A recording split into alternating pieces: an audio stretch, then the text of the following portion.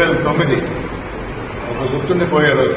ఈ డేట్ వైఎస్ఆర్ కాంగ్రెస్ పార్టీయే కాదు, అబద్దాలు చెప్పే అధికారం పీఠం ఎక్కిన కూటమి ప్రభుత్వానికి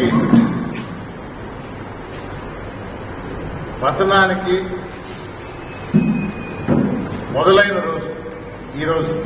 అధికార దుర్వినియోగం ఏ రేంజ్ లో చేస్తామో చేయగలము అనే ధీమాతో 25 మంది కౌన్సిలర్స్ ఉన్న వెంకటగిరిలో తెలుగుదేశానికి ఒక్క కౌన్సిలర్ కూడా లేకపోయినా మున్సిపాలిటీని కైవసం చేసుకుందామని తెలుగుదేశం రంగంలోకి దిగింది. రోజులు పోయే కొద్దీ తెలిసొచ్చింది. మాకేం సంబంధం అంటారు తెలుగుదేశం ప్రభుత్వం. 25 మంది కౌన్సిలర్స్ వైఎస్ఆర్ కాంగ్రెస్ పార్టీ వాళ్ళు నిర్ణయించుకుంటారు అంటారు. తెలుగుదేశం ప్రలోభాలు పెట్టింది, కేసులు పెడతామని భయభ్రాంతులు చేసింది. పాత కేసులు ఏమన్నా ఉంటే తిరిగిదోడి జైలుకి పంపిస్తామని బెదిరించింది. ఇవి వాస్తవం. ఏ రోజు బయటపడల అధికార దుర్వినియోగం.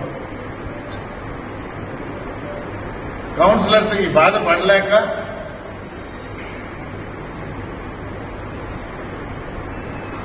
ఊరు వదిలి వెళ్లారు.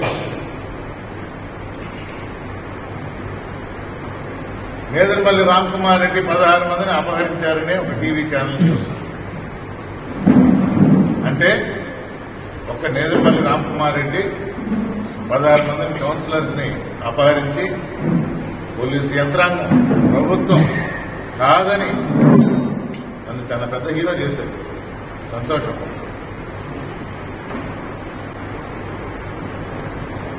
దాచిపెట్టాలన్న నిజం నిన్న ఉదయం ఆంధ్రజ్యోతి పేపర్లోనే వచ్చింది. కలెక్టర్ గారి దగ్గరికి పోయారు, వాయిదా వేయమని అడిగారు. అంటే మా కుట్రలకి, మా కుతంత్రాలకి, మా ప్రలోభాలకి మాకు ఇంకా సమయం కావాలి. రాజ్యాంగం ప్రకారం, రూల్స్ ప్రకారం ఎన్నికల సంఘం ఇది కుదరదు, ఇచ్చిన డేట్ ప్రకారమే జరగాలి అన్నారు. అవిశ్వాసం తీర్మానం మీద ఈరోజు సమావేశం జరిగింది. స్కోర్ వచ్చి 19-0. ఒక పక్క 19, ఒక పక్క 0. తీర్మానం వీగిపోయింది. 4 సంవత్సరాల క్రితం జగన్మోహన్ రెడ్డి గారు వెంకటగిరి మున్సిపల్ చైర్మన్ ఎవరైతే ఉంటారో అని డిసైడ్ చేసి ఆ రోజు మెసేజ్ పంపించారో, చైర్మన్ గా నక్కా భారతీయుని ఎన్నుకోండి అని అందరూ ఏకగ్రీవంగా ఎన్నుకున్నారు. ఆమె కొనసాగాలని కౌన్సిలర్స్ అందరూ తీర్మానం చేశారు. 19 మంది. తెలుగుదేశం ప్రయత్నాలు వీగిపోయినాయి. మాకు సంబంధం లేదు అని అంటే ప్రజలందరూ చూస్తూ ఉంటారు. అదే మా సాక్షి పేపర్లో వస్తే ఏదో తలలు మార్చారు అంటారు. ఆంధ్రజ్యోతిలో స్పష్టంగా కలెక్టరేట్ లో ఎవరెవరు వెళ్లారు అనేది వచ్చింది. సబ్జెక్ట్ కూడా వాయిదా కోసం అని చెప్పడం జరిగింది.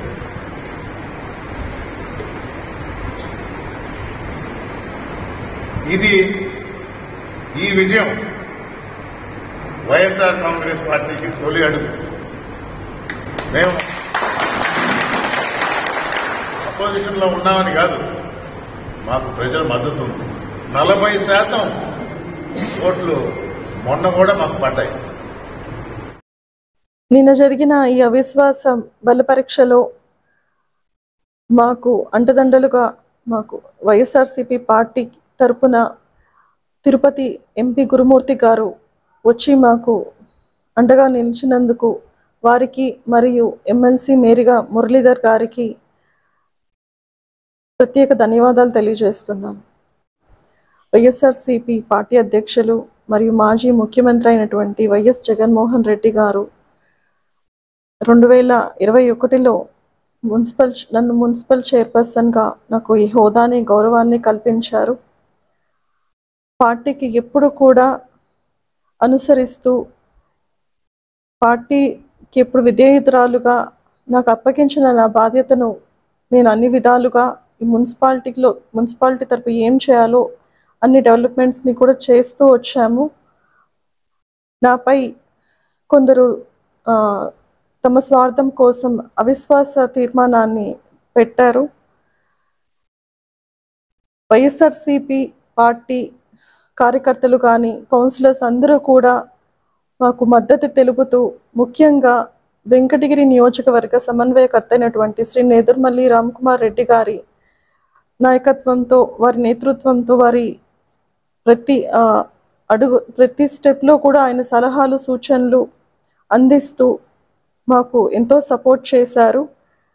వారు అందించిన సహకారంతో మా కౌన్సిలర్స్ అందరూ కూడా, నా 19 మంది కౌన్సిలర్స్ అందరూ కూడా నాకు మద్దతు తెలిపి, నా పైన అయితే ఏ అవిశ్వాసం అయితే పెట్టారో అది వీగిపోయేటట్టు జరిగి, ఈ సందర్భంగా అందరికీ ధన్యవాదాలు తెలియజేస్తున్నాను. ముందు ఏ విధమైన కౌన్సిలర్స్ అందరూ సపోర్ట్తో ఈరోజు నా బాధ్యతను కొనసాగించడానికి నాకు మరో అవకాశం దొరికింది. తప్పకుండా నా వంతు కృషి నేను చేస్తూ వెంకటగిరి పట్టణ అభివృద్ధి కోసం పనిచేస్తామని, అందరం కలిసికట్టుగా ఉంటూ నేదురుమల్లి రామ్కుమార్ రెడ్డి గారి నాయకత్వంలో వారి సూచనల మేరకు పనిచేస్తామని, వెంకటగిరి అభివృద్ధిలో మా వంతు మేము కృషి చేస్తామని మాటిస్తున్నాం. మరిన్ని అప్డేట్స్ కోసం మన HN9 టీవీ ఛానల్ని సబ్స్క్రైబ్ చేసుకోండి.